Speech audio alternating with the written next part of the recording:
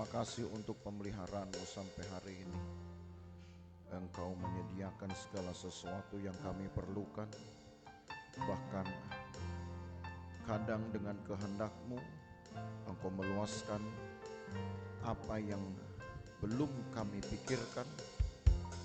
Bahkan dengan kehendak-Mu juga, Engkau dapat menggenapkan sebelum kami dapat memperkirakannya.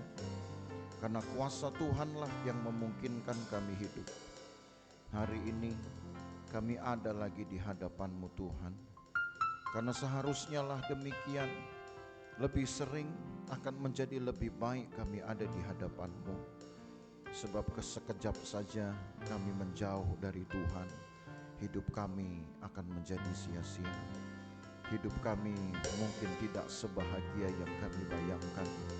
Maka terima kasih Tuhan Yesus, jikalau hari ini kami sempatkan lagi waktu untuk berkumpul di rumah Tuhan, menikmati keindahan bait-Mu, menikmati kekuatan dari firman-Mu.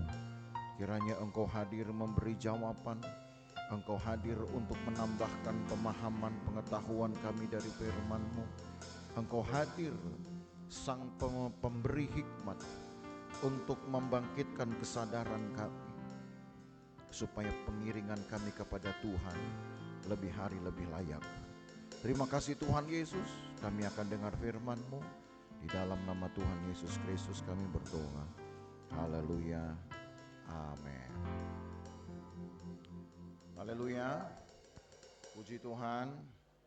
Puji Tuhan, haleluya. Orang Israel sudah tinggal menyisakan sedikit waktu untuk menyelesaikan pengembaraan mereka di padang di semenanjung Sinai, saudaranya. Dan sampailah kemudian pada satu fase dari sekian panjang, sekian lama perjalanan mereka itu harus diganti pemimpin mereka.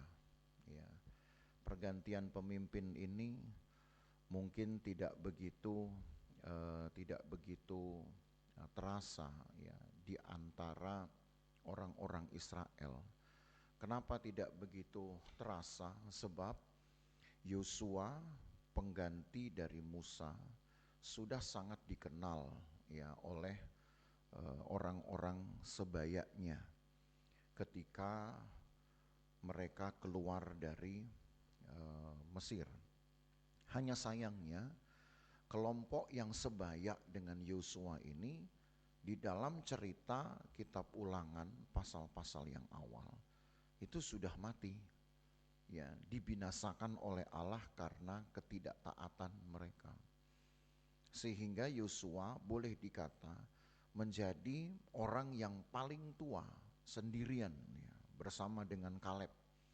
Menjadi salah satu dari dua orang yang paling tua yang nanti akan masuk ke Kanaan. Ya, menurut catatan di dalam kitab Yosua sendiri, paling tidak umur mereka ketika mereka masuk di Kanaan itu 80 tahun. Ya, itu umur Yosua. Masuk di Kanaan 80 tahun. Kaleb juga teman Yosua kurang lebih berusia sama. Sedangkan di bawah mereka, saya pernah katakan kepada saudara, yang paling tua itu setidaknya baru mau masuk umur 60 tahun. Sebab menurut catatan Alkitab, yang tersisa yang Allah biarkan hidup menjelang masuknya Israel ke Kanaan, itu tinggal kelompok umur 19 tahun pada 40 tahun yang lalu. Atau sebutlah, jangan pakai 19 tahun. Umur 20 tahun kurang sehari. Tapi 40 tahun yang lalu. Berarti kalau ditambahkan 40 tahun mereka mengembara, ABG-ABG ini sekarang sudah berusia 60 tahun atau 60 tahun kurang sehari.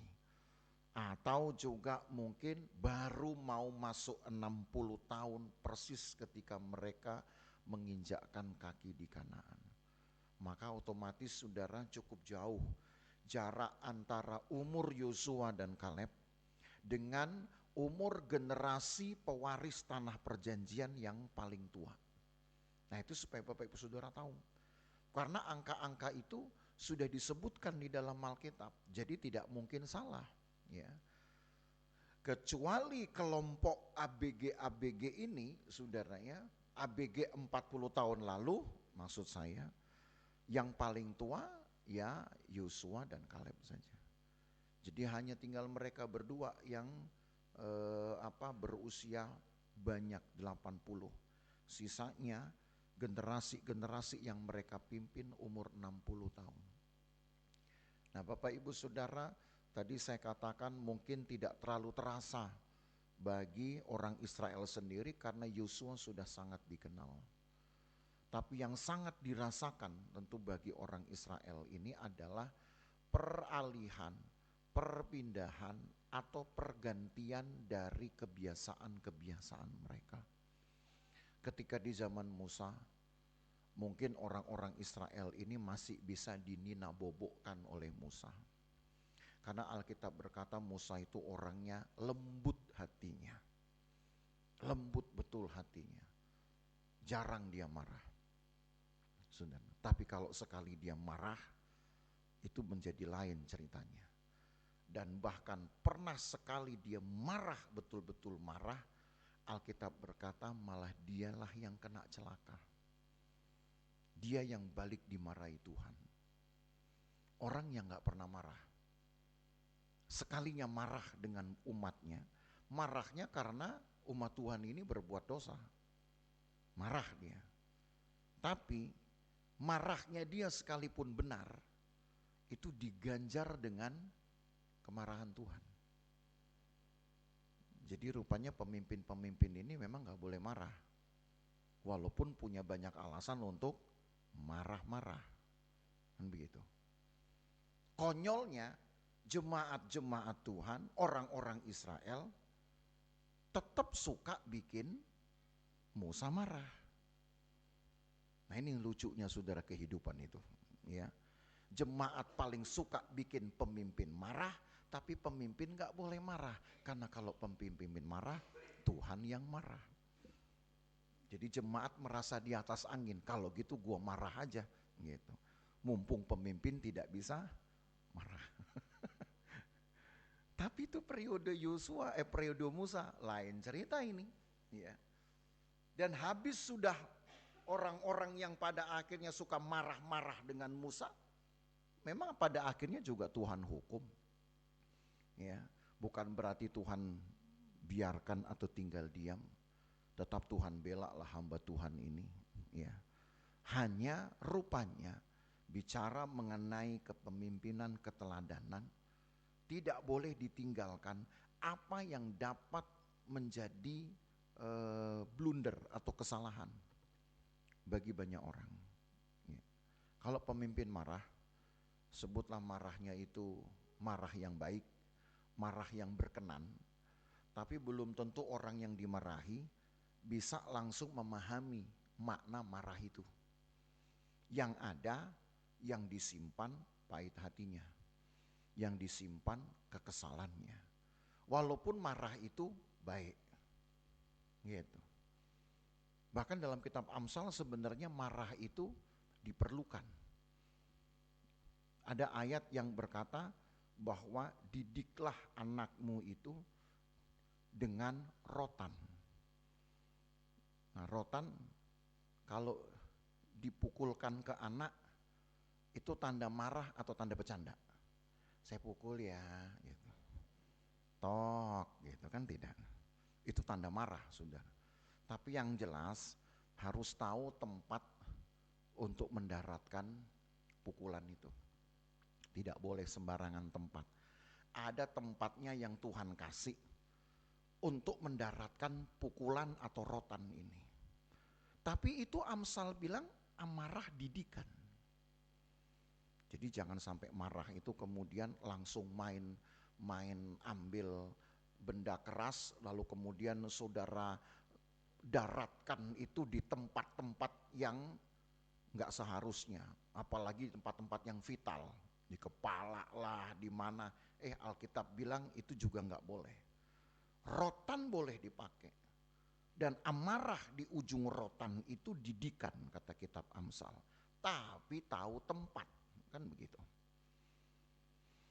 Hanya saja saudara, tadi saya katakan belum tentu orang yang dimarahi bahkan dengan rotan sekalipun langsung tahu apa makna di balik marah itu. Misalkan supaya jangan bikin salah lagi, jangan teledor lagi. Itu maksud orang yang marah. Tapi ternyata yang dimarahin gak ngerti. Maka kalau hal itu tidak bisa mengubahkan seseorang, maka harus ada cara lain, toh saudara.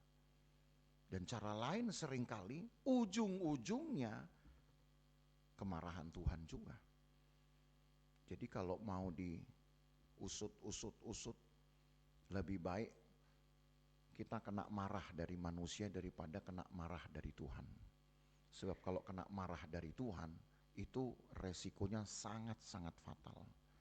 Dan itu yang terjadi pada generasi Yosua, yang Tuhan habiskan sampai dengan jumlah 630.000 orang.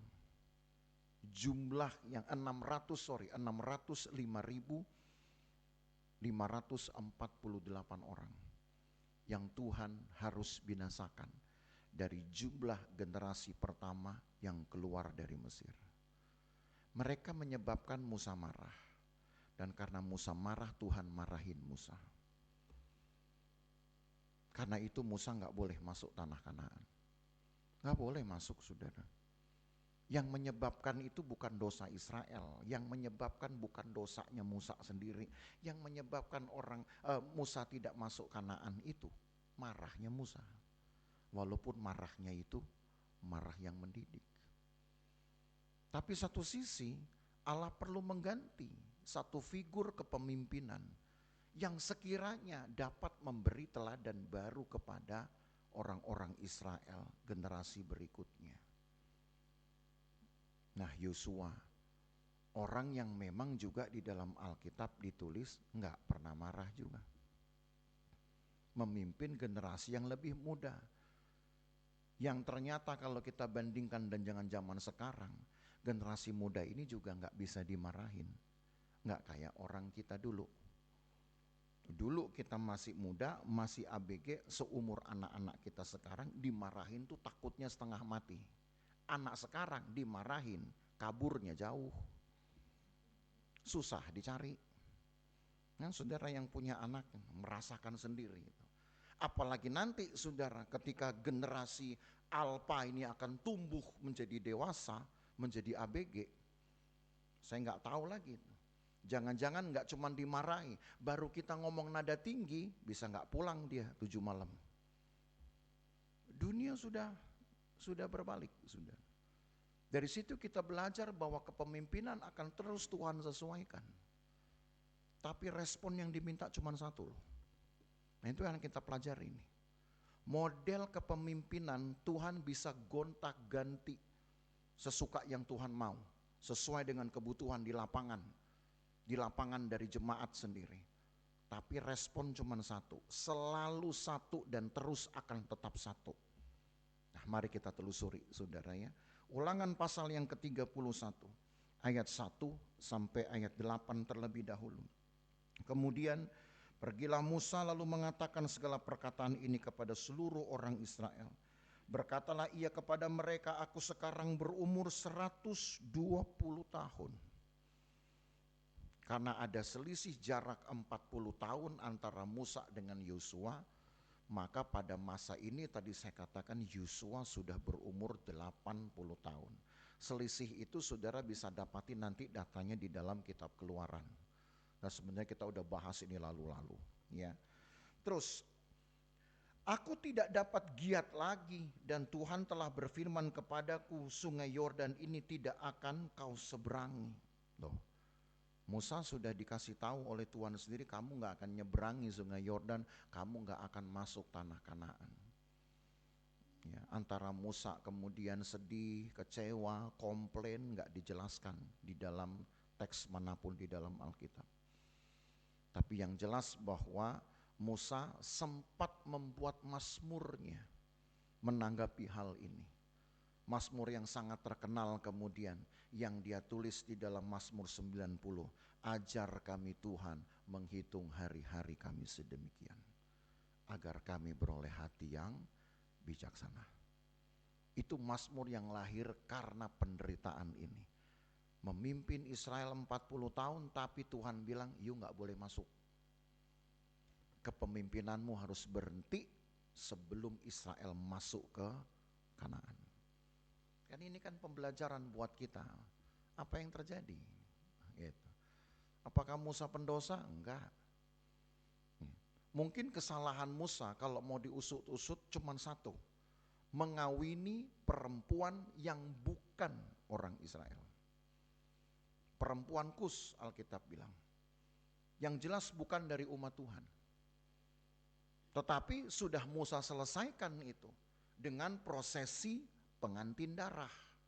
Itu sudah kita tak bahas ceritanya di Keluaran pasal 4. Sudah selesai. Karena adanya pengantin darah, karena adanya darah sunat yang ditempelkan kepada Musa, maka istri Musa secara sah dapat diterima. Selesai masalahnya. Masalah kedua sebenarnya ada pada cerita ketika Musa berada di Kadesh Barnea. Ketika Musa harus menyelesaikan masalah nasional, yaitu paceklik air. Musa harus sediakan air sesuai permintaan orang Israel. Dan tidak ada air, saudara. Di padang gurun seluas sekian ratus ribu meter persegi, saya lupa itu berapa luasnya, ya. Pernah dulu saya mengingatnya tapi saya lupa itu. Sekitar ya mungkin 600 ribuan meter persegi, kilometer persegi maksud saya, bukan meter persegi, kilometer persegi. Jadi luas betul. Itu hanya ada satu wadi, satu tempat yang berair, yang disebut dengan Elim. Sementara jarak mereka dari titik wadi itu, Elim itu sudah sangat jauh. Nggak mungkin hanya untuk minum, mereka mesti putar arah lagi. Makin panjanglah perjalanan mereka. Jadi kemudian Tuhan memberikan kepada Musa satu solusi. Ajak umatmu ini berkerumun, berkumpul di salah satu bukit yang ada di Sinai. Sinai itu daerah yang memang berbukit-bukit, saudara. Saudara akan ketemu bukit, satu bukit saudara selesai pandangi, berikutnya ada bukit lagi. Bahkan kalau saudara ke sana sekali waktu nanti, saudara akan kehilangan hitungan untuk menghitung jumlah bukit-bukitnya. Itu persis kayak saudara ngitung bintang, kan kehilangan jejak. Saking memang sejauh mata memandang itu semuanya bukit. Tapi Tuhan bilang kepada Musa, di salah satu bukit yang kutunjuk, kumpulkan mereka di sana.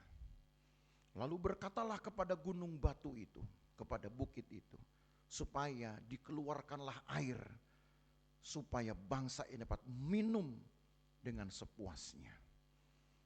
Musa yang sedang marah karena dimarahi orang Israel. Marah karena dimarahi orang Israel.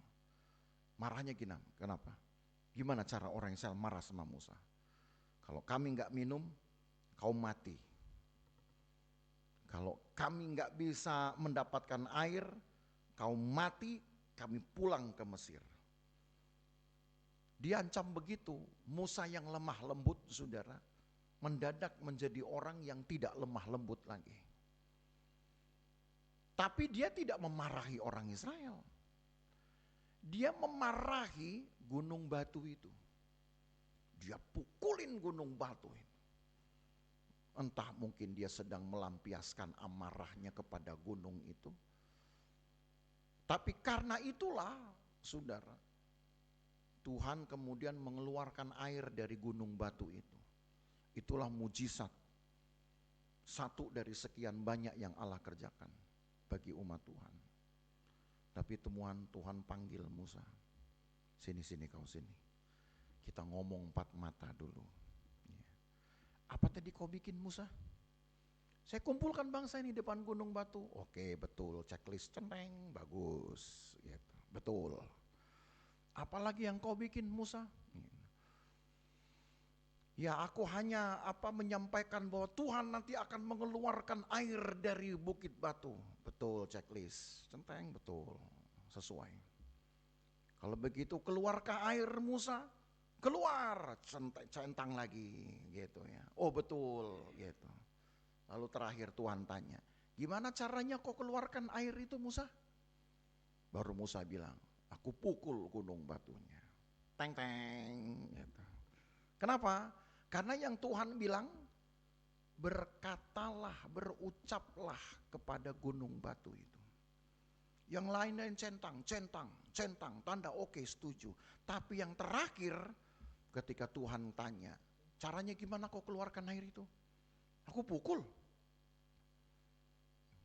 Tuhan bilang, karena kau sudah melanggar kehormatanku, maka engkau tidak boleh masuk Kanaan. Itu cuman itu ceritanya ada di Bilangan 10, saudara ya. Udah pernah kita bahas gitu. Nanti saudara akan lihat lagi, ceritanya ada di situ. Karena itulah saudara, Alkitab berkata dalam kitab Mazmur, Musa itu orang Jawa bilang geloati. Tahu geloati? Nyesal sekali. Kenapa saya harus marah? Padahal dia gak marah Tuhan. Dia gak marahin orang Israel. Dia marahin benda mati. Itu aja gak boleh, saudara. Sekarang saudara jadi bingung, kalau gitu ntar saya marah-marah boleh gak ini ya? Apalagi marah sama anak. Marah sama anak, pakai lagi mengesahkan Alkitab, di ujung rotan ada didikan. Wah, gitu. Kalau saudara nggak nemu rotan, saudara nemunya kursi, panci, dandang, segala macam, pukulin ke orang yang saudara marahin. Kenapa pakai ini? Nggak nemu rotan, Pak, gitu. Nanti kayak Musa lagi, apa yang kau buat? Teng teng, gitu kan? Saudara yang salah loh. Hati-hati itu. Ya. Jadi karena itulah saudara, ayat ini Musa saksikan sebagai satu pengalaman, ingat-ingatan agar orang Israel jangan melakukan kebodohan yang serupa. Walau kadang marah diperlukan, tapi ada yang marah itu kadang malah merugikan. Bahkan merugikannya bisa menjatuhkan hukuman atas diri sendiri. Karena itulah Musa berkata, Tuhan lo yang suruh, aku gak boleh masuk. Jadi Musa memberi pengakuan ini, entah mungkin yang dia rasa malu, bisa saja iya. Tapi keperluannya adalah supaya orang Israel mendengar dan menjadi kesaksian. Yang bikin saya marah kan kau juga. Yang bikin saya kemudian marah walaupun gak saya balas kemarahan mereka itu kepada orang Israel, tapi kepada benda mati tetap salah juga. Karena kesalahan Musa dalam kemarahan itu adalah melanggar firman Tuhan. Jadi bukan marahnya saudara yang dihukum, tapi rata-rata orang marah itu memang sedang tidak berpikir sehat. Betul ya? Betul apa betul? Betul. Orang marah itu sedang tidak berpikir sehat. Maka kalau mau berkata-kata tentang sesuatu, jangan marah. Karena bisa saja saudara ketika kita khotbah, kita sedang marah. Isi khotbah saudara marah. Orang jadi bingung, ini khotbah atau marah-marah? Gitu. Ya. Karena ada gaya orang khotbah persis kayak orang marah-marah. Surga sudah dekat, bertobatlah gitu. Kayak orang marah-marah, jemaat bingung, ini sedang marah atau sedang khotbah. Nah untungnya saya modelnya kan gak gitu saudaranya. Dari dulu memang saya orangnya irit-irit tenggorokan gitu. Ya, dan tidak mau bikin capek sendiri. Ya. Jadi supaya saudara bisa bedakan mana khotbah lagi marah, mana khotbah tidak. Nah karena itulah kemudian Musa lanjutkan ayat yang ketiga. Tuhan Allahmu, dialah yang akan menyeberang di depanmu. Dialah yang akan memunahkan bangsa-bangsa itu dari hadapanmu. Sehingga engkau dapat memiliki negeri mereka. Yosua, dialah yang akan menyeberang di depanmu seperti yang difirmankan Tuhan. Dan Tuhan akan melakukan terhadap mereka seperti yang dilakukan terhadap Sihon dan Og, raja-raja orang Amori yang telah dipunahkannya itu, dan terhadap negeri mereka Tuhan akan menyerahkan mereka kepadamu, dan haruslah kamu melakukan kepada mereka tepat seperti perintah yang kusampaikan kepadamu. Kuatkan dan teguhkanlah hatimu, jangan takut dan jangan gemetar karena mereka, sebab Tuhan Allahmu dialah yang berjalan menyertai engkau. Ia tidak akan membiarkan engkau dan tidak akan meninggalkan engkau. Lalu Musa memanggil Yosua dan berkata kepadanya di depan seluruh orang Israel, kuatkan dan teguhkanlah hatimu, sebab engkau akan masuk bersama-sama dengan bangsa ini ke negeri yang dijanjikan Tuhan dengan sumpah kepada nenek moyang mereka, untuk memberikannya kepada mereka, dan engkau akan memimpin mereka sampai mereka memilikinya. Sebab Tuhan, Dia sendiri akan berjalan di depanmu, Dia sendiri akan menyertai engkau, Dia tidak akan membiarkan engkau dan tidak akan meninggalkan engkau. Janganlah takut dan janganlah patah hati. Satu respon saudara yang sama tadi saya katakan. Mereka diminta untuk takut akan Tuhan. Mereka diminta untuk mendengarkan perintah Tuhan melalui pemimpinnya. Pada masa ini kita hanya mengenal saudara jalur dari keputusan kepemimpinan itu melalui Urim dan Tumim. Maksud saya jalur dari pengambilan keputusan itu melalui Urim dan Tumim, yaitu dua lampu yang ada di tutup dada imam. Ya, di rompiknya imam itu ada dua lampu, saudara. Namanya Urim, satu Tumim. Urim itu untuk putusan ya, atau sebenarnya putusannya bukan ya dan tidak. Urim dan Tumim itu untuk dua keputusan, untuk dua pilihan yang harus diputuskan. Jadi dua-dua bisa berkata ya, dua-dua bisa berkata tidak. Hanya kalau ada dua alternatif, maka yang satu akan diwakili oleh lampu Urim, kasus yang satu akan diwakili oleh lampu Tumim. Maka lampu yang menyala otomatis putusan itu yang harus dijatuhkan. Jadi ini bukan masalah putusan ya atau tidak. Sekali waktu dia bisa ya atau tidak kalau hanya ada satu alternatif. Misalkan Tuhan, kami harus menyeberang sekarang apa tidak? Maka Urim bisa menjadi lampu ya, Tumim bisa menjadi lampu untuk tidak. Tapi kalau ada dua pertanyaan, ada dua kasus, maka jawabannya itu dapat diwakili oleh salah satunya. Kalau misalkan yang A, Tuhan A atau B, misalkan begitu. Nah, untuk menentukan yang A, maka lampu Urim menyala. Kalau untuk menentukan yang B, Tumim yang menyala. Jadi dulu kita hanya diperkenalkan dalam Alkitab, hanya ada dua ketentuan ini saja, Urim dan Tumim. Satu mekanisme pengambilan keputusan lewat dua lampu, Urim dan Tumim. Tapi masalah kepemimpinan tidak pakai Urim Tumim. Enggak pakai. Walaupun sudah ada lampu itu pada tutup dada imam, sudah dipakai lampu itu untuk mengambil keputusan hukum. Ketika Musa harus memutuskan perkara hukum orang Israel. Kadang dia akan meminta jawaban Tuhan melalui Urim dan Tumim, perkara hukum. Untuk kepemimpinan itu bukan perkara hukum. Itu murni kehendak Allah. Dan Allah tidak izinkan mekanismenya melalui Urim dan Tumim. Allah izinkan mekanismenya itu melalui warisan pembelajaran. Dan karena selama 40 tahun Yosua ikut Musa, maka pilihannya tidak ada lain, hanyalah Yosua. Sebab Yosua sudah mengenal orang Israel sebanyak Musa mengenal orang Israel. Tahun-tahun di mana Yosua bisa mengenal orang Israel sama banyaknya dengan tahun-tahun Musa majikannya itu mengenal orang Israel. Maka atas dasar inilah Tuhan berikan kepemimpinan kepada Yosua. Walaupun nanti saudara akan baca di dalam kitab Yosua sendiri. Selesai kitab Ulangan kita akan belajar kitab Yosua. Kaleb itu termasuk orang yang sangat dihormati.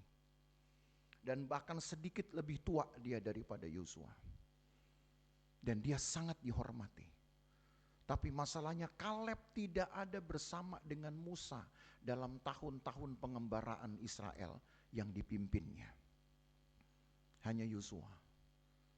Maka ketika diminta satu respon dari orang Israel, engkau hanya harus melakukan perintah tepat seperti yang kusampaikan kepadamu. Itu ayat yang kelima, kita sudah baca. Maka hanya orang-orang yang teruji ketaatannya yang punya kemungkinan dapat memenuhi perintah itu. Jadi artinya saudara, menguji dengar-dengaran itu hanya dengan kesetiaan kita. Menguji kesetiaan kita itu cukup dengan banyak dengar-dengaran. Cuman itu. Maka dulu ada lagu populer di gereja kita, lagu lama.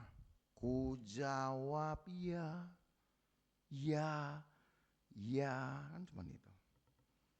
Ku jawab ya, ya, ya. Jawaban tidak selainnya kan cuman tidak. Ya. Tapi jawaban ya ini untuk apa? Untuk merespon dari panggilan Tuhan. Untuk merespon dari kehendak Tuhan. Berani kita bilang, ku jawab enggak ada. Kalau untuk kejahatan, katakan tidak. Nah, itu ada iklannya. Gitu. Katakan tidak dengan bla bla bla bla misalkan begitu. Boleh, karena pilihannya cuma itu. Sama, pilihan atas kehendak Allah itu yang ada memang cuman ya, ya, dan ya. Bisakah jawabannya lain? Oh bisa. Tapi kita harus tanggung resikonya. Resikonya ini harganya berat saudara. Sedangkan kalau saudara ingat ada salah satu lagu nasional kita gitu ya. Lagu nasional ya. Lagu apa? Yang temanya tentang bendera merah putih itu. 17 Agustus tahun 45. Bukan itu kan.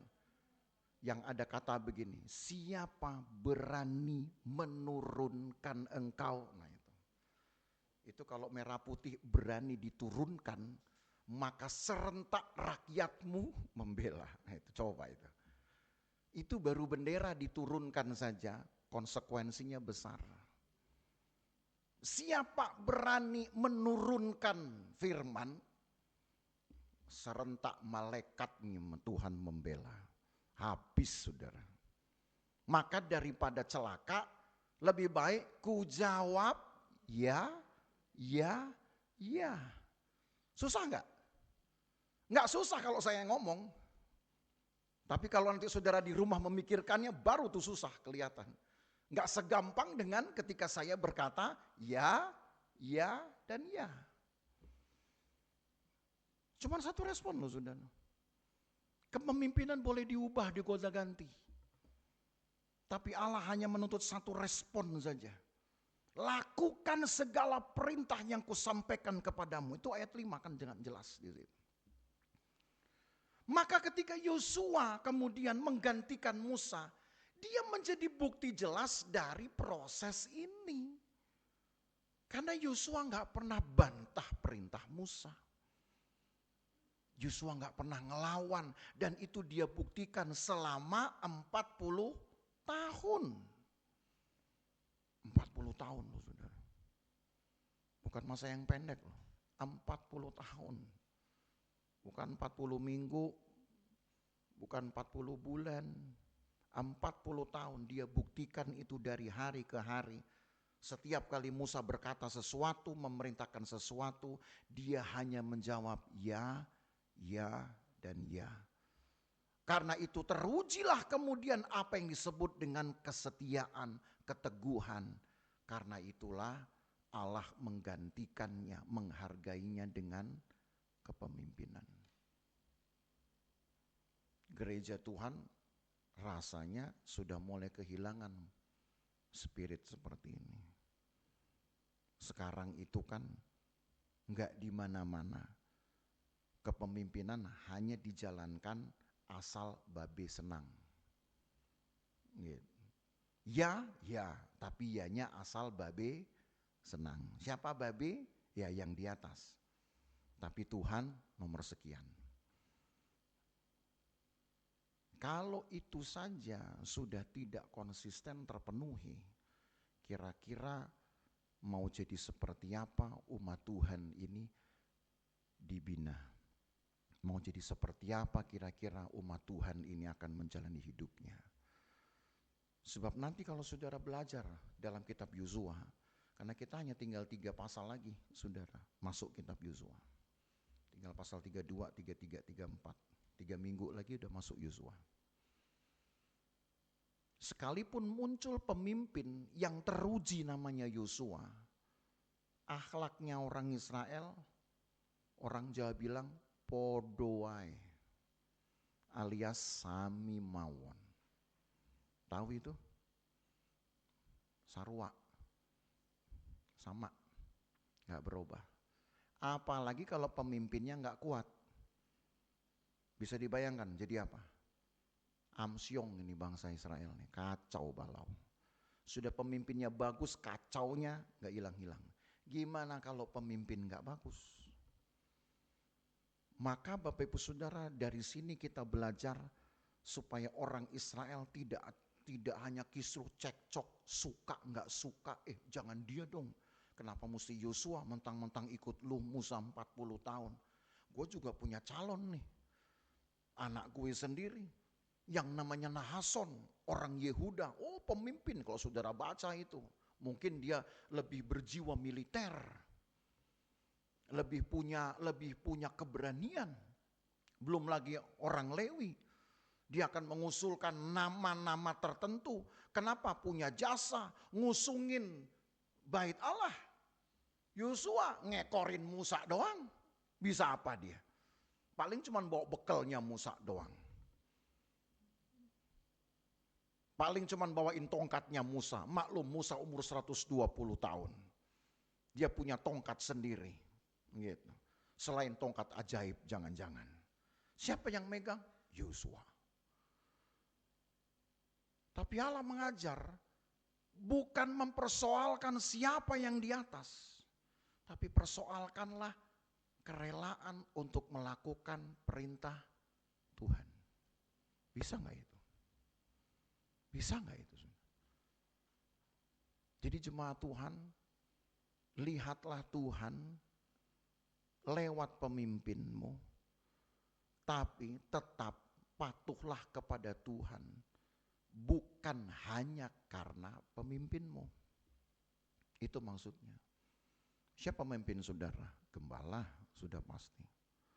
Saudara bisa belajar untuk taat kepada Tuhan lewat firman Tuhan yang diberitakan oleh pemimpin, oleh gembala.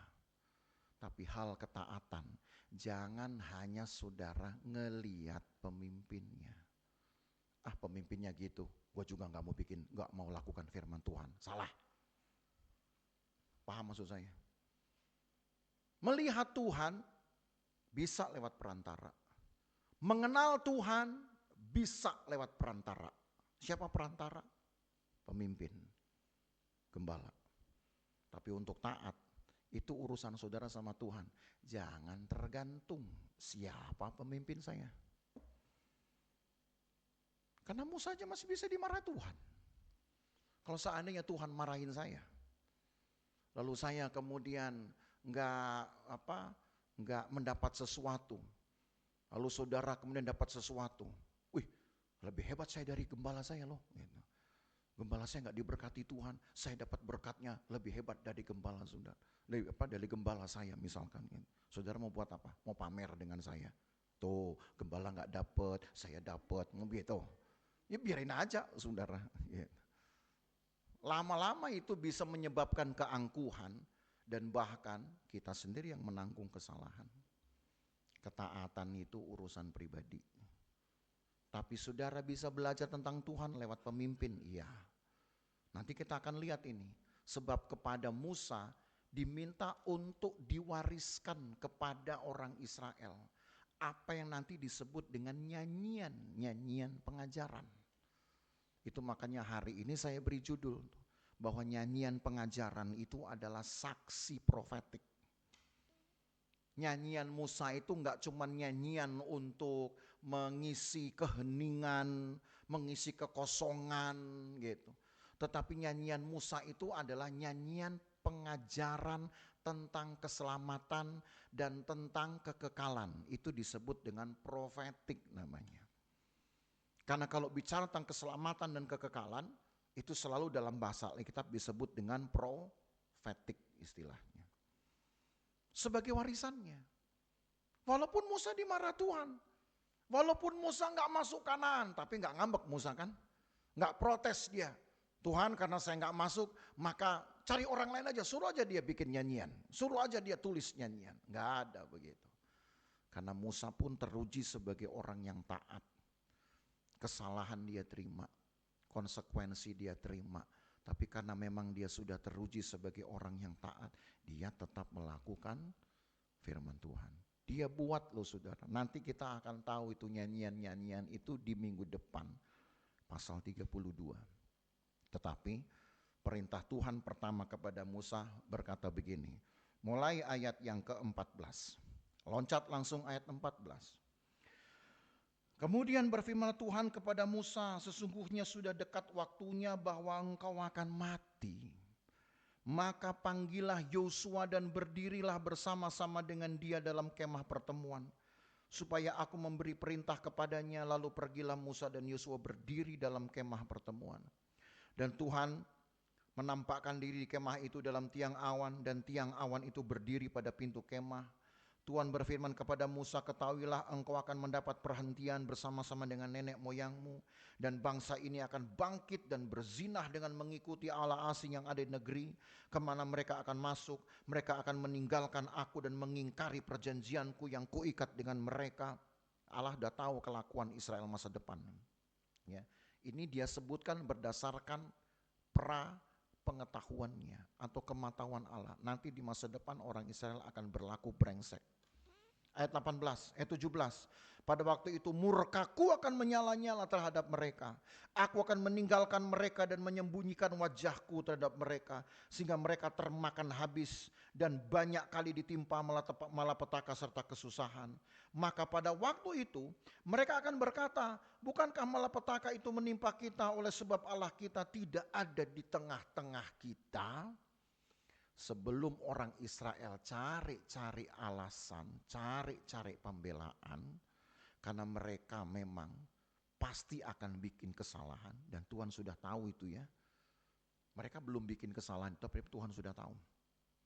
Jadi jangan main-main dengan Tuhan saudara. Rencana saudara Allah tahu loh. Apa yang saudara pikirin itu Allah tahu. Gitu. Bahkan sebelum kita memikirkannya, Allah sudah tahu masa depan kita.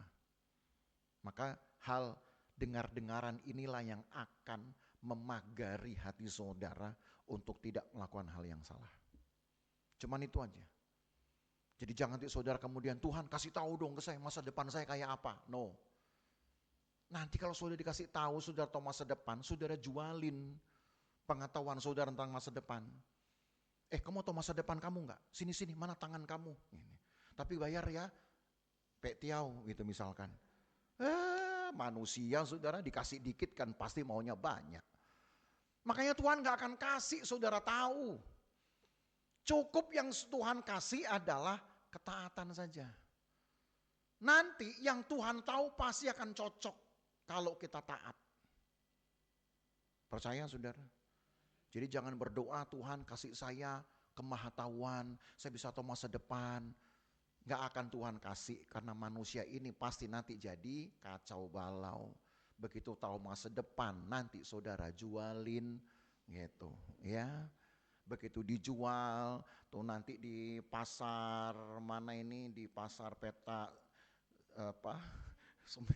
di belakang tahu-tahu ada kios itu, ada suhu siapa ini misalkan ya, itu meramal masa depan, nggak akan Tuhan kasih. Jadi yang bisa meramal masa depan itu sebenarnya belum tentu benar saudara ya, gitu. Karena Tuhan nggak akan pernah kasih masa depan. Tuhan tahu cukup dia simpan. Tapi kalau yang dia tahu itu nanti bisa kita hindari atau bisa mungkin terjadi, itu cuma satu responnya, taat saja. Pasti masa depan saudara akan cocok dengan yang Tuhan sudah lihat hari ini. Itu aja. Karena ayat ini berkata begitu. Maka Tuhan bilang kepada Musa, sebelum nanti orang Israel akan cari pembelaan. Ini kan gara-gara Tuhan gak di tengah-tengah kita ini. Karena gak ada pemimpin nih, makanya kita gak tahu mana yang benar, mana yang salah. Nah, untuk memberikan solusi itu, maka di ayat yang tadi hilang ayat berapa tadi itu ya? Ayat yang ke-18 sekarang. Tetapi aku akan menyembunyikan wajahku sama sekali pada waktu itu. Karena segala kejahatan yang telah dilakukan mereka, yakni mereka telah berpaling kepada Allah lain. Oleh sebab itu, nih lihat, Allah menarik diri dari orang Israel, tapi dia gantikan dengan ayat 19. Oleh sebab itu, tuliskanlah nyanyian ini dan ajarkan kepada orang Israel, letakkan di dalam mulut mereka supaya nyanyian ini menjadi saksi bagiku terhadap orang Israel. Jadi jangan bilang saudara bahwa saya berdosa karena gak ada yang ngajarin. Ini Alkitab ini bentuk yang paling awal adalah nyanyian Musa itu. Makanya hari ini saya berikan judul nyanyian pengajaran sebagai saksi profetik. Maksudnya sebagai saksi Tuhan sendiri. Karena ayat yang ke-19 ini. Baca ulang ayat 19. Atau dari ayat 18 ya. Tetapi aku akan menyembunyikan wajahku sama sekali. Jadi Allah gak akan nongol-nongol lagi nih. Di masa ini Allah juga gak akan tunjuk muka sama saudara. Dia gak akan pamer muka sama saudara lagi. Jadi jangan ada orang yang sok-sok pernah melihat Tuhan. Ya. Saya lihat Tuhan loh. Gimana? Gondrong gitu misalkan. Itu jangan-jangan saudara lihat film saudara. Kebetulan Yesusnya gondrong gitu. Coba kalau misalkan ada Yesus zaman sekarang, Yesus rambutnya funky loh gitu misalkan gitu. Saudara pikir Yesus apa? Bukan ini. Gitu, pakai jaket lagi gitu, jaket jeans, sepatu Keds, naik motor, yang bener aja ini. Ya. Pasti kita kan nggak cocok, ini bukan Yesus. Yesus itu harusnya pakai jubah putih, gitu. Rambutnya gondrong. Jadi jangan percaya ya kalau ada yang bilang pernah lihat Yesus. Yesusnya kayak gimana? Kumisan enggak? Iya, kumisnya tipis. Misalkan. Enggak ada Yesus menyembunyikan wajah sampai hari ini. Kenapa dia sembunyikan wajah? Karena ada satu yang mau dia munculkan. Kita baca ulang ayat 18. Tapi aku akan membunyikan wajahku sama sekali pada waktu itu. Karena segala kejahatan yang telah dilakukan mereka, yakni mereka telah berpaling kepada Allah lain. Oleh sebab itu, tuliskan nyanyian ini dan ajarkan kepada orang Israel. Letakkan di dalam mulut mereka supaya nyanyian ini menjadi saksi bagiku. Inilah yang disebut dengan perantara, saudara. Yang mewakili Tuhan sendiri. Tuhannya boleh nggak hadir, tetapi tulisannya hadir. Alkitab ini adalah bentuk yang paling sempurna dari nyanyian Musa ini. Nyanyian Musa ini awalnya, nanti berkembang terus keluarlah bentuk perjanjian lama. Dari perjanjian lama berkembang, keluarlah kemudian satu Alkitab. Jadi kalau saudara mau tahu apa nyanyian Musa, ya ini dia. Nanti saudara akan dapat pendahuluannya minggu depan, itu pasal 32. Kan judulnya di situ nyanyian Musa. Nyanyiannya ditulis memang kayak lagu, kayak lirik lagu. Tapi sebenarnya isinya semua adalah pengajaran. Tuhannya boleh nggak kelihatan, tapi ajarannya ada. Maka jangan sampai umat Tuhan berkata, karena Tuhan nggak di tengah-tengah kita. Kalau saudara ingin membuat Tuhan di tengah-tengah hidup saudara, maka dekatkanlah firman Tuhan itu sedekat yang engkau bisa.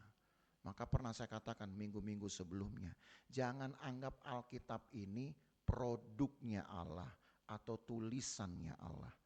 Alkitab ini adalah Allah sendiri. Karena ayat ini, maka saya berani untuk menegaskan argumen ini. Alkitab ini jangan hanya dianggap tulisan buatan Allah atau tulisan Allah pakai orang-orang pilihan atau hanya sekedar tulisan yang menceritakan Allah.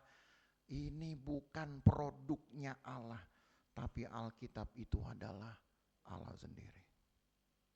Sama gak dengan Allah nongol? Sama. Cuman kalau Allah nongol tuh seringkali kita cuman terbayang-bayang. Ingat, mau makan, ingat kamu. Gitu. Mau tidur, ingat kamu. Gitu. Kalau firman Tuhan, nah boro-boro mau dibayang-bayangin saudara. Kenapa? Isinya tulisan semua. Maka Allah tahu manusia itu seringkali hanya mau enaknya saja. Maka Allah bilang, aku akan tarik diri, wajahku akan kusembunyikan. Sebab seringkali manusia itu kalau lihat wajah ditempelin saudara, di tembok. Kayak anak ABG sekarang, bintang film ditempel di temboknya. Satu kali saya pernah ke satu rumah, lalu orang tuanya minta tolong Pak doain anak saya. Kenapa? Aduh, setiap hari yang dibicarain semua dari satu orang ke orang lain. Gitu. Entah kenapa dia bawa ke kamarnya. Waduh, tempelannya saudara, semua wajah-wajah dari artis Korea, dari segala. Saya pikir-pikir kok nggak ada satu wajah saya satu pun nggak ada di situ. Gitu. Udah segitu banyaknya saudara, gitu ya. Iri hati saya, kurang terkenal saya ini berartinya. Atau kurang ke Korea-Koreaan. Ya Korea dari mana secara kulit saja sudah tidak masuk hitungan saudaranya. Ya. Jadi karena Allah tahu manusia seringkali cuman bisa membayang-bayangkan, memfavoritkan, Allah bilang aku tarik diri. Tapi tulisanku yang harus engkau perhatikan. Kan begitu. Bapak Ibu Saudara, pada kita ada tulisan-tulisan ini. Lagi sekali saya katakan ini bukan tulisan Allah, apalagi tulisan yang menceritakan Allah. Ini adalah Allah sendiri. Allah yang menulis tentang dirinya sendiri. Maka buat saya saudara, Alkitab atau firman Tuhan ini sudah sama dengan Allah sendiri. Ada kekuatan di dalamnya. Masalahnya saudara akrab gak dengan dia? Kan gitu aja. Saudara mau gak dengar-dengaran setiap kali baca? Siap, saya lakukan. Oke, saya jauhi. Oke, saya tidak akan melakukannya. Oke, saya akan kerjakan. Kan cuman itu. Ku jawab ya. Nah, kan gitu tuh. Ya. Maka percayalah saudara, semua hal yang pernah kita bahas tentang berkat-berkat Tuhan, tentang kemujuran-kemujuran, kita akan terima ini. Enggak masalah siapa yang memimpin saudara. Pemimpin saudara, gembala saudara hanya bertugas membawa saudara kepada pengenalan akan Tuhan. Kalau sampai pemimpin salah, Tuhan yang marah. Udah itu urusan Tuhan. Gak usah saudara urusin. Tuhan sudah lebih ngurus. Gembala-gembala jemaat itu dalam kitab Yehezkiel, Tuhan yang akan ngurusinnya. Bahkan dikatakan kalau ada gembala yang kurus, Tuhan akan rawat katanya. Tapi kalau ada gembala yang gemuk, Tuhan akan periksa baik-baik. Loh itu baca Yehezkiel tuh. Ini gemuk karena memang sehat atau gemuk karena injeksi. Banyak masuk yang gak bener gitu. Memang jadi gembala susah saudaranya. Kalau kurus dibilang jangan nggak kurang berkat, kalau gemuk dibilang kurang puasa. Kayak jaga ukuran pendeta ini susah sekali gitu loh. Ya, tapi nggak apa-apa, jangan terhakimilah saudaranya. Jangan lihat yang gemuk, wah ini kurang puasa ini gitu. Enggak juga saudara. Siapa tahu dia gemuk itu karena rajin puasa gitu ya. Maka rajin puasa angin terus yang dia makan. Ya. Jadi gembala urusan Tuhan saudara. Tapi saudara tetap perlu gembala, perlu pemimpin karena lewat gembala saudara mengenal Tuhan. Tapi ketika harus merespon pengenalan itu dengan ketaatan, maka jangan lihat gembalamu lagi. Langsung lihat Tuhan. Kenapa? Gembala bisa salah. Maka jangan difavoritkan gembala itu. Saudara. Gembala kita perlukan hanya sebagai penuntun kepada kebenaran. Toh ada firman kan. Firman inilah nanti akan diberikan sebagai kebenaran. Tetap perlu Yosua toh. Tapi kan ini menunjukkan bahwa bersama dengan pemimpin, bersama dengan gembala, Allah hadir untuk memenuhi kebutuhan-kebutuhan jemaat. Tapi urusan ketaatan, jangan lihat pemimpinmu lagi. Lihat langsung kepada Tuhan. Saudara mau? Jadi kalau pemimpin salah, saudara doain. Jangan saudara marahin. Kenapa? Karena nanti gembala-gembala tetap ada dimarahin Tuhan juga. Kan tadi Musa juga dimarahin sama Tuhan. Nanti kalau saudara sudah marahin gembala, gembala dimarahin Tuhan. Aduh saudara, lebih kurus lagi nanti saya gitu ya. Dari yang sekarang. Yang penting umat Tuhan belajar untuk menghormati pemimpin, menghormati gembala hanya supaya saudara mengenal Tuhanmu. Tapi untuk taat, saudara jawab langsung dari firman Tuhan. Firman Tuhan berkata, jauhkan dirimu. Ya. Lakukanlah ini itu. Ya. Udah itu aja. Jangan nanti, Pak Gembala kalau saya begini harus saya lakukan enggak ya? Nggak usah ditanya lagi. Kan sudah jelas ini butuh jawabannya. Ku jawab ya, ya, dan ya. Kalau untuk dosa katakan tidak. Kan udah jelas itu. Ya. Haleluya. Ku jawab ya. Tuhan tolong kita saudara ya. Supaya tiap-tiap hari hidup kita dipercaya oleh Tuhan. Itu aja intinya. Sekarang mungkin kita bangga, kita bersyukur menjadi orang percaya. Buat saya itu belum cukup. Kita harus mengejar satu status lebih tinggi. Dipercaya oleh Tuhan. Dipercaya oleh Tuhan untuk apa? Memang dapat apa? Oh banyak di dalam Alkitab, hanya kita belum daftarkan. Berkat Tuhan adalah kepercayaan juga kan saudara. Pernah saya katakan. Keselamatan itu kepercayaan juga. Anugerah tapi yang dipercayakan. Kekekalan itu juga kepercayaan. Gak semua orang bisa mendapatkannya. Sorga itu juga kepercayaan. Memang landasannya adalah percaya dulu kepada Tuhan. Tapi kemudian dipercaya oleh Tuhan. Itu orang yang spesial. Jadi Bapak Ibu Saudara jemaat Tuhan, menjadi orang percaya bersyukurlah. Tapi jangan puas di situ. Kejarlah kepercayaan Tuhan. supaya saudara mendapatkan pengalaman yang lebih baik dari hari ini. Saudara mau? Asal firman Tuhan datang kepada saudara untuk kehendak Tuhan, satu responnya. Ku jawab, ya.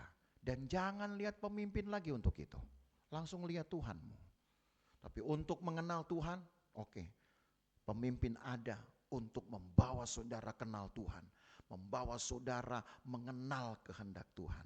Tapi ketika firman Tuhan datang kepada saudara, jawab langsung dengan kesadaran hati saudara.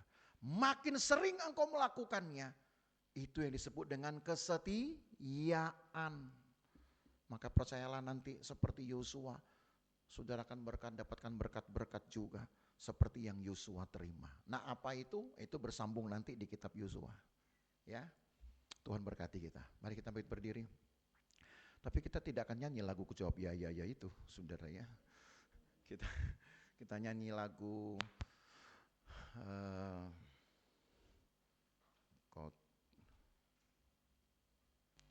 saya suka lupa tuh, tadi pagi kita nyanyi lagu yang ada refnya, kerajaanmu itu bagianku, kaulah yang ku pandang, kaulah segalanya. Ya, kau Bapa yang mengasihiku, kuasamu memulihkanku.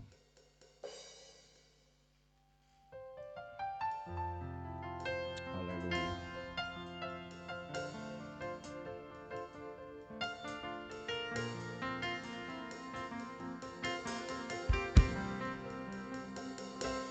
Kau Bapa yang mengasihiku, kuasamu memulihkanku, hati yang baru kau berikan untukku dapat melihat rencanamu indah bagiku. Kau ada di setiap jalanku,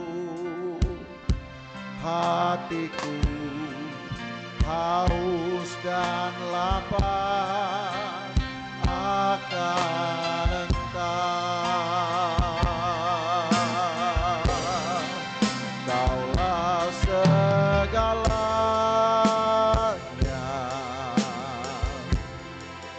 di dalam hidupku, kerajaanmu, kebenaranmu, itu yang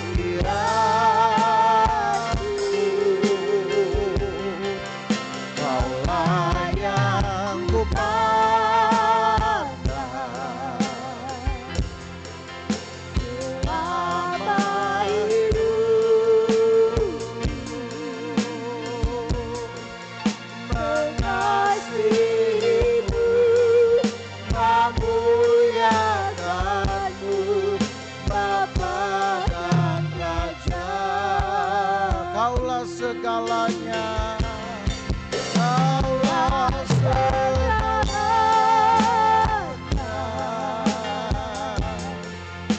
di dalam hidupku,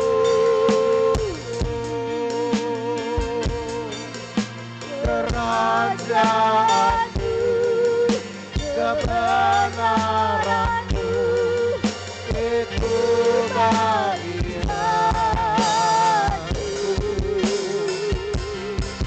Kaulah yang ku pandang selama hidupku, mengasihimu, memuliakanmu, Bapa dan Rajaku. Hari ini saudara, mungkin Tuhan bisa meminta kepada saudara ketegasan sikap. Jika firman Tuhan datang kepada saudara, apa yang harus saudara buat? Beranikah untuk berkata ya di atas ya dan tidak di atas tidak? Untuk segala kebaikan, kebenaran, kemuliaan, kehormatan, beranikah kita berkata, ya Tuhan, saya akan melakukan kehendak-Mu? Tapi untuk dosa, untuk malapetaka, bahkan untuk kemalangan-kemalangan, kita berkata tidak, kami tidak akan bergaul, tapi kami memilih ya untuk melakukan kehendak Allah. Jangan lihat orang lain. Jangan tunggu dulu orang lain melakukannya, baru saudara melakukannya. Gak usah lihat pemimpin, gak usah lihat orang-orang lebih senior, gak usah lihat pelayan-pelayan, lihat Tuhan. Untuk melakukan firman Tuhan, saudara berhadapan langsung dengan Tuhan. Tapi untuk diajar, saudara perlu pemimpin, saudara perlu gembala. Tapi untuk merespon kehendak Tuhan, saudara langsung berhubungan dengan Tuhan. Tidak usah lihat orang lain. Itu yang Tuhan mau. Maka kalau saudara terbiasa melakukannya hari ke hari, seumur hidupmu, mungkin lebih panjang dari masa Yosua menjalani hidupnya sebagai seorang abdi Musa, saudara akan dapat berkat yang sama seperti yang Yosua juga terima. Paling tidak gambaran kita adalah Tuhan akan memberikan kepada kita hal yang di luar pemikiran kita. Haleluya. Terima kasih Tuhan untuk firman-Mu.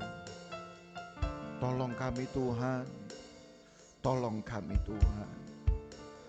Tidak mudah untuk melakukan firman-Mu. Tapi kami tidak ingin melihat orang lain.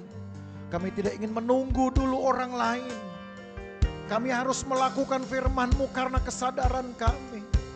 Walau mungkin itu menyakitkan, tapi untuk kehendak Tuhan, untuk kemuliaan Tuhan, kami akan berkata ya di atas kebenaran dan tidak untuk dosa. Maka Tuhan, kami pasti akan didapati sebagai orang-orang yang setia, orang-orang yang tekun, layak mendapatkan mahkota kehidupan, layak mendapatkan keistimewaan dari Tuhan sendiri. Tuhan, pakailah kami umat-Mu menjadi saksi. Sebab kalau firman-Mu sendiri juga adalah saksi, saksi profetik yang memuat tentang Tuhan dan kebesarannya, maka berarti mulut kami juga bisa menjadi saksi. Sebab di dalam mulut kamilah firman Tuhan itu ditaruh. Di dalam mulut kamilah firman Tuhan, firman pengajaran, nyanyian pengajaran itu ditaruh. Maka hidup kami harusnya juga bisa menjadi saksi. Tuhan, tolong supaya iman kami perkuat dengan perbuatan-perbuatan iman. Pengharapan kami perkuat dengan persekutuan di dalam Tuhan. Kasih kami perkuat dengan mengasihi orang lain, dengan melakukan kehendak Tuhan. Tuhan, tolong kami supaya hidup kami menjadi keberkatan mulai dari hari ini sampai seterusnya. Berkati umat-Mu di tempat mereka, berkati umat-Mu di rumah mereka, berkati umat-Mu di tempat mereka mencari rezeki. Berkati Tuhan. Besar kecilnya tentu hanya Engkau yang tahu, sesuai dengan kelayakan kami. Kalau kami setia, tentu Tuhan akan bedakan. Karena firman-Mu yang berkata, Engkau yang akan membedakan antara orang-orang yang beribadah dan tidak, antara orang-orang yang setia dan tidak. Karena takaran yang Engkau akan pakai, itu adalah takaran yang kami juga berikan kepadamu Tuhan. Berkati jemaat-Mu, berkatilah pelayan-pelayan, berkatilah orang-orang yang selalu bersedia untuk mengambil bagian di dalam pelayanan, di dalam ibadah, di dalam persekutuan. Nama Tuhan dipermuliakan. Berkatilah ya Tuhan seisi rumah dari umat-Mu, anak-anak kami semua. Tuhan berkati masa depan mereka, Tuhan berkati. Beri kemampuan kami untuk mengajar mereka tentang Tuhan. supaya satu kali kelak mereka dapat bertanggung jawab sendiri di hadapan Tuhan untuk berkata ya atas kebenaran, berkata ya atas kehendak Tuhan. Sehingga masa depan mereka pasti Tuhan jamin, Tuhan pelihara. Terima kasih Tuhan Yesus, sertai umat-Mu dalam aktivitas-aktivitas mereka dari hari ke hari, pagi ke pagi. Tuhan beserta, pagari jauhkan dari bahaya, celaka dan perbuatan jahat orang lain. Kami pulang sebentar juga Tuhan jagai kami, berkendaraan, berjalan kaki. Tuhan jagai sehingga kami tiba di rumah kami dengan selamat dan sukacita. Sakit Tuhan sembuhkan, susah Tuhan hiburkan, yang lemah Tuhan berikan keharapan baru, kekuatan baru. Kalau engkau sudah pernah tolong sekali, maka artinya engkau Allah yang sama juga akan pernah menolong sekali lagi. Tinggal iman kami masih sama atau tidak kami jaga, itu akan menentukan pertolongan Tuhan dalam hidup kami. Terima kasih banyak Tuhan Yesus, berkatilah persembahan-persembahan umat-Mu, korban-korban mereka, apa yang mereka bawa ke dalam rumah Tuhan ini. Karena kesetiaan mereka, karena mereka belajar untuk melakukan firman Tuhan, maka Tuhan berkati hidup mereka. Terima kasih ya Tuhan Yesus. Maka Bapak Ibu Saudara sekalian, pulang dengan buah berkat dari Allah Bapa, kasih sayang dalam persekutuan dengan anaknya Yesus Kristus, penyertaan Roh Kudus memelihara kita dari hari ini sampai selama-lamanya. Dan berkat ini kita terima di dalam nama Tuhan Yesus Kristus. Segala kemuliaan hanya bagi Tuhan. Segala hormat pujian hanya bagi Tuhan. Kemuliaan hanyalah bagi Tuhan. Segala